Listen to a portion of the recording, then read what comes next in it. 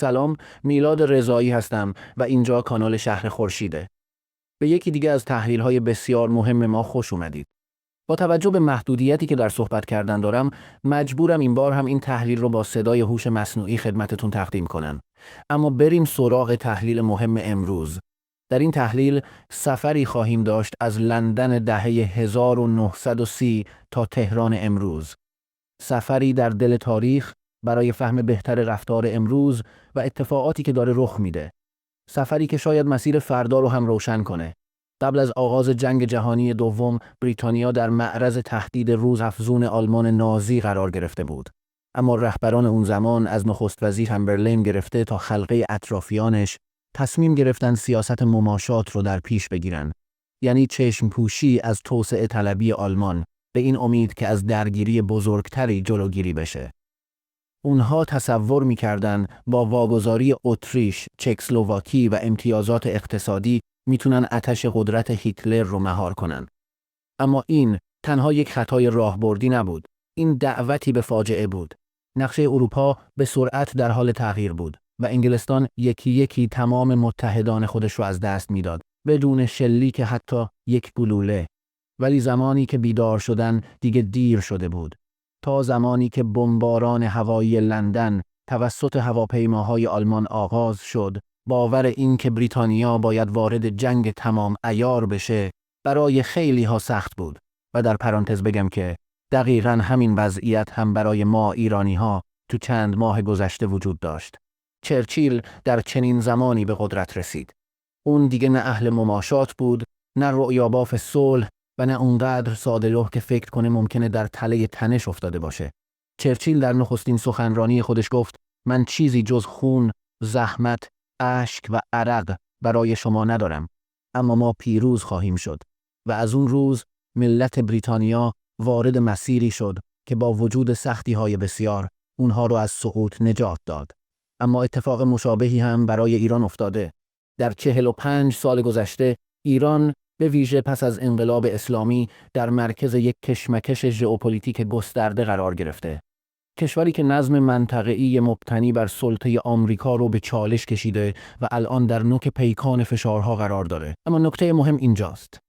در تمام این سالها ایران هم درست مثل انگلستان دهه 30 میلادی تلاش کرد خط نبرد رو از مرزهای خودش دور نگه داره. البته این سیاست بسیار هوشمندانه بود و به خاطر درایت رهبر ایران رقم خورد. دوست و دشمن هم به این موضوع واقفن که یکی از شاهکارهای رهبر ایران دور نگه داشتن این کشور از جنگ‌ها و تنش‌ها بوده. اما اینطور هم نبود که ایران از تغییرات فراری باشه، بلکه خودش آینده ساز بود و در راهی حرکت می‌کرد که به احیای یک هژمونی جدید بعد از قرن‌ها برای ایران منجر می‌شد. از لبنان و سوریه گرفته تا عراق و یمن، ایران عمق استراتژیک خودش رو گسترش داد. نه برای توسعه طلبی صرف، بلکه برای ایجاد بازدارندگی تمدنی. اما دشمن امروز ایران، یعنی هژمون غرب، در لبه نابودی هژمونیک قرار داره و میدونه که در یک جنگ موجودیتی قرار گرفته و همونطور که آلمان در جنگ جهانی دوم به چکسلواکی و لهستان قانع نشد، امروز هم اسرائیل و آمریکا به سوریه و لبنان قانع نیستن. هدف نهایی تهران است. اما ثمره حرکت ایران برای ایجاد بازدارندگی تمدنی همون چیزی بود که در 2 سال اخیر رخ داده.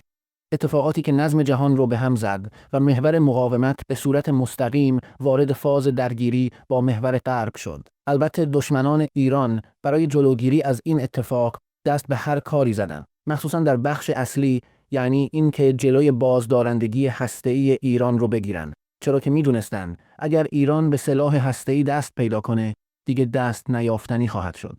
برای جلوگیری از این امر هر کاری کردند، از ترور شهید فخریزاده، خرابکاری در تأسیسات نتنز، حملات گسترده به سوریه، تحریم‌های هوشمند، عملیات‌های سایبری تا پرواز هواپیماهای جاسوسی در مرزهای ایران. امروز بعد از حمله اسرائیل به ایران دیگه تحلیلگرها نمی‌پرسن که آیا جنگ میشه، بلکه می‌پرسن جنگ تا کجا گسترش پیدا می‌کنه. بله، امروز جنگ وارد خاک ایران شده، چه با عملیات‌های تروریستی، چه با حملات پهپادی، چه با انفجارهای هدفمند در مراکز حیاتی.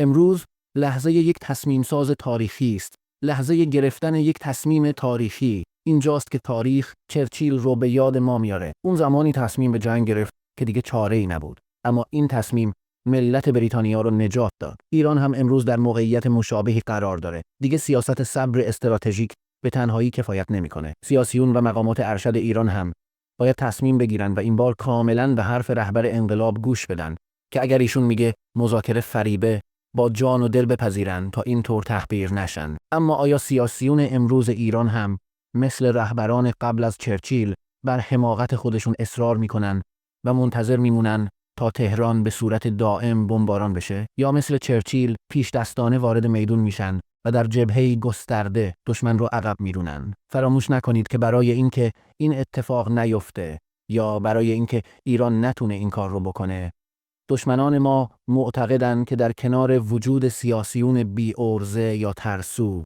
لازمه که اراده ملت ایران رو هم با یک جنگ روانی سنگین با رعب و وحشت کنترل کنن و در واقع به عزم ملت ما حمله کنن.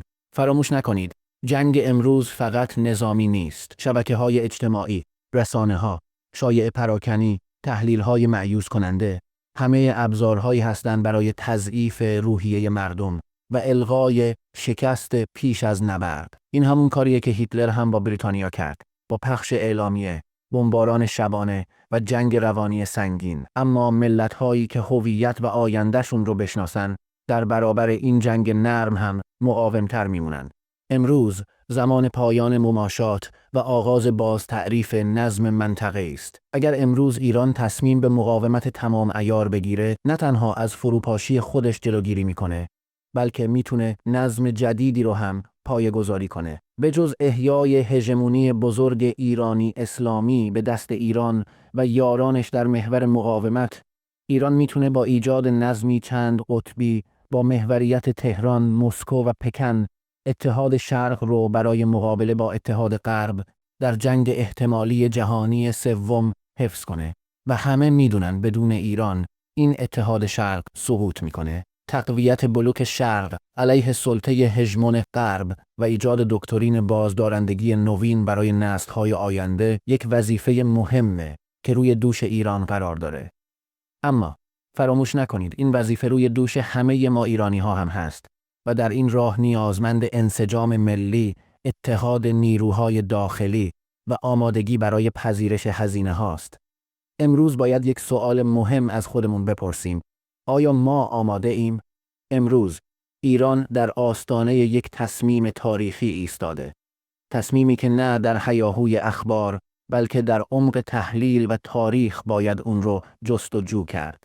اگر تاریخ درس‌هایی داشته باشه، یکی از مهمترین‌هاش اینه که صبر بیش از حد در برابر دشمنی که موجودیتش به نابودی دیگران گره خورده، نه صلح میاره و نه امنیت.